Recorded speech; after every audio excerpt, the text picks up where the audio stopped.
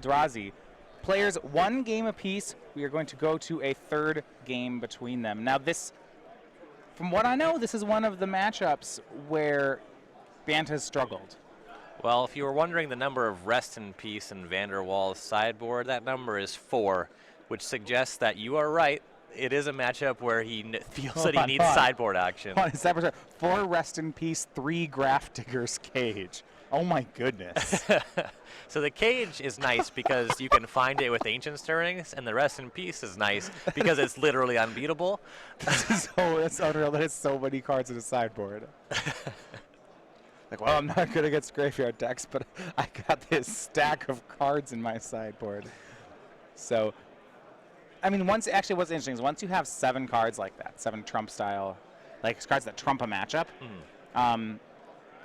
you can just mulligan to one of them. Yes. You could ship every hand that does not have a Rest in Peace or Graph Digger's Cage, and that's totally reasonable. And I like this approach to sideboarding specifically for Bant Eldrazi, because it's a deck that wins or loses fundamentally strategically, so you just choose a small number of matchups you want to beat with your sideboard. So I'm going to pause you here. I think Frank was trying to do that. He has mulliganed to 4 in our third game. We'll see how this goes. Brushland from Frank. Kent then plays Conflagrate for 0. Well, I believe he picked up Rest in Peace off the top, presumably keeping on 4 because there were lands. And he Rest in Peaces Kent. He's got enough hits where drawing into it, within turn 1, 2, or 3 was totally reasonable with Ancient Stirrings and a Graph Digger's Cage, or just the 4 copies of Rest in Peace. We've seen Tom Ross win through a Leyline of the Void. Can Kent Ketter do the same? Yeah, so it's going to really depend on what Vanderwall is able to do to follow this up.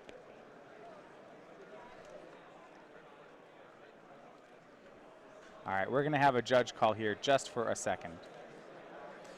So when you cast, when Rest in Peace enters the battlefield, it's a trigger to exile all graveyards. I assume the question is whether or not this trigger was announced. Frank has to say it. He has to say exile the graveyards. Right. There's this issue where Kent physically moved the card with his fingers. So, yeah, we'll see what the judge ruling is on here. That's something to certainly keep in mind. Ken Burrow L2 as the table judge making the call here.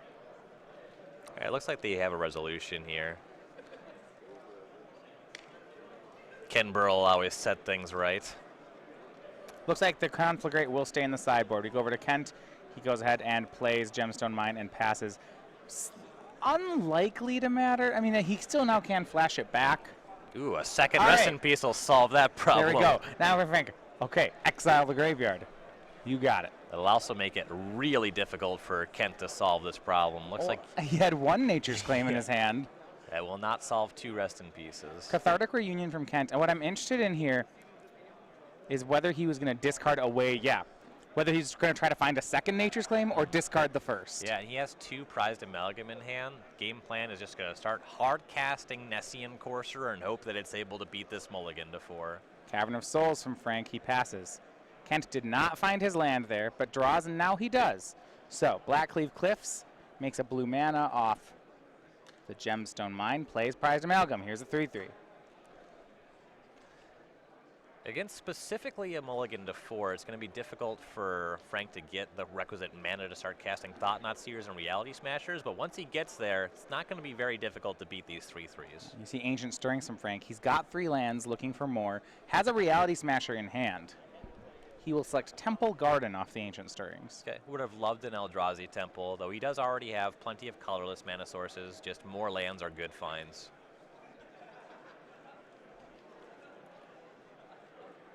Draw is Cathartic Reunion again for Kent. Swings with Prized Amalgam. Keep in mind that Gemstone Mine only has 1 more mining counter left on it. After that, Kent will have no more blue mana. In his hand, he has Narcomoeba, double Bloodghast, and Prized Amalgam. Given the mana he has access to, he can only cast any of these cards with that mine counter.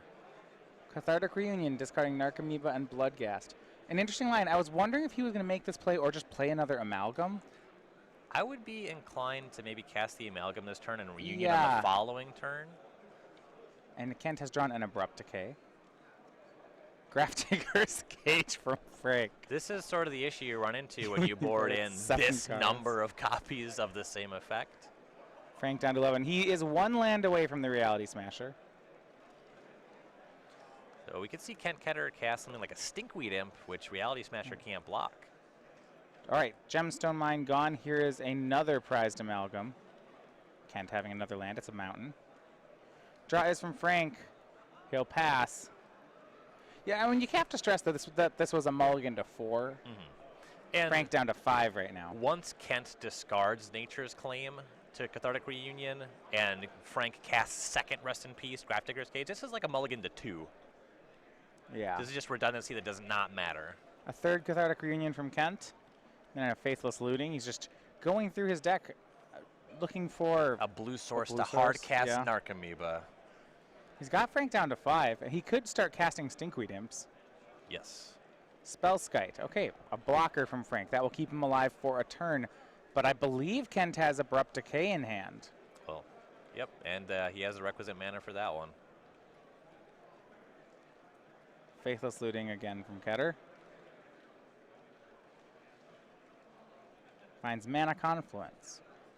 That'll unlock this Narcomoeba should that matter for some reason. Vanderwall could have a Path to Exile in hand, something like that.